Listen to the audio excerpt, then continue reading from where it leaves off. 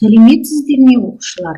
Өткен сабақтарда біз Қайырғалидың қалаға келіп, бұл жерде жаңа достарымен танысқанын білген едік.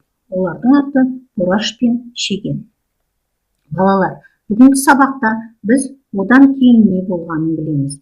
Оқулықтың 129 бетін ашып, бүгінгі күнді жазамыз. Бала Қайроштың қалаға келуі. Бүгінгі сабақта қол жеткізетін оқу мақсаттары тақырыпқа қатысты сөздердің мағынасын білу, әңгіме хикаялардың және шағын поэзиялық шығармалардың мазмұнын талдай отырып, кейіпкерлерге сипаттама жасау.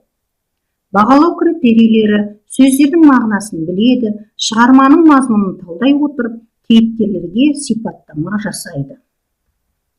Жаңа сөздермен таныс болайық. Көзі алақандай болды. Удивился, бақташы, пастух, чабан, жалтақтау, оглядываться, үгітілу, сыпаться, крошиться, бок, бүйір, боковая сторона, жәбір, қорлану, намыстану, обида, оскорбление, стыд. Бораш және Шегенмен танысқаннан кейін не болғанын білейік. Екі ақсақ, бір желаяқ, үш боздақ енді базарға қарай бет алды. Құдай тағала қарын қамы дегенді жаратпаса да болады екен.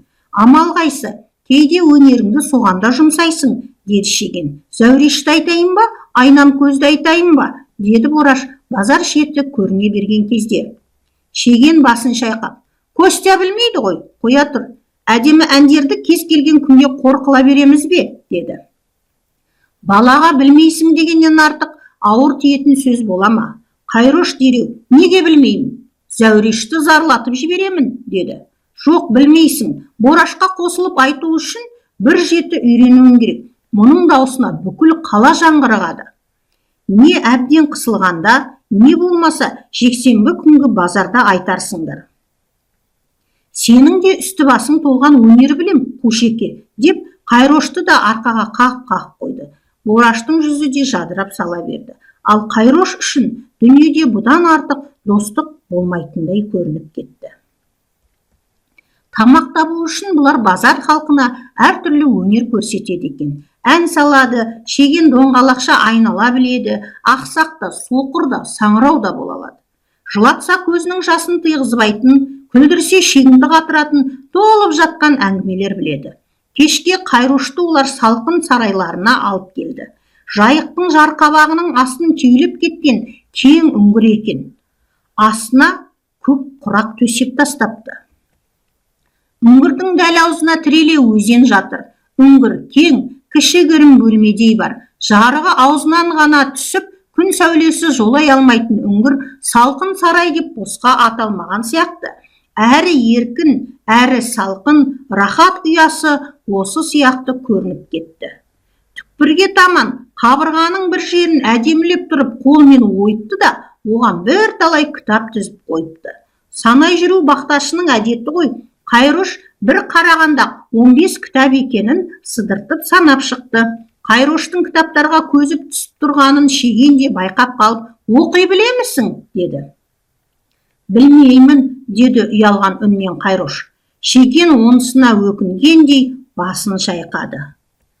Қайрош қайда жүріп қалай оқы дейтініне түсіне алмай аңырап қалды. Оқымаған өз айыбы сияқтанып қысылып та тұр. Шеген біраз ойланып қалғандай болды да, есептей білемісің, деді. Білем, нешеге дейін? 2887-ге дейін. Оның болмайды, Костя, оқу керек. Адамның басы қарбыз емес. Бірақ сен оқуың керек, оны біліп қой, деді Шеген. Оқымаған бала оқыған балаға жолдас бола алмай қала ма, деп жәбірленгенін білдіргісі келіп тұрды да, бата алмады, сұрай алмады. Өзі қазақшаға судай, деді Бораш ақырын ғана сыбырлап. Сен ше? Көзі жасық тартып, үстіңгі қабаттары азырақ қызып бара жатқандай, аузы балдыр татып бара жатқандай сезіледі. Жәбір, қорлану, намыстану дегендер қол ұстасып алқымға келіп буып бара жатқандай сезіледі. Шайға отырған соң Шеген оған тағы 3 түрлі өсиет айтты. Алтын жатса алмаймыз, 1 ме? 1. Өтірік айтпаймыз, 2 ме? 2. Алдау үшін өтірік айтсаң кешіреді екен деме.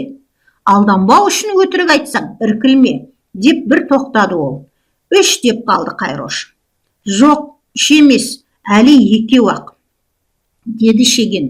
3-шім, 3 күннің ішінде бізбен бірге қуанып, бізбен бірге мұңаятын боласың. Өз бетіңнен оңаша қуанып, оңаша мұңаятын болсаң, сен бізге жолдаста емессің. Қуана біліп, мұңая білмесең, тіпті жақсы, осымен 3 болады, деді.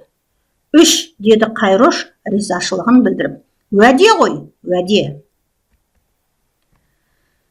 Балалар, тапсырмаға назар аударайық. Шығарманың мазмұнын талдай отырып, іс-әрекеті арқылы кейіпкерлерге сипаттама беру. Ребята, мы должны дать характеристику персонажам, опираясь на его действие и речь. Сондықтан мына таблицаны толтырамыз. Сіздерге сәттілік тілеймін және кері байланыстарыңызды күтемін.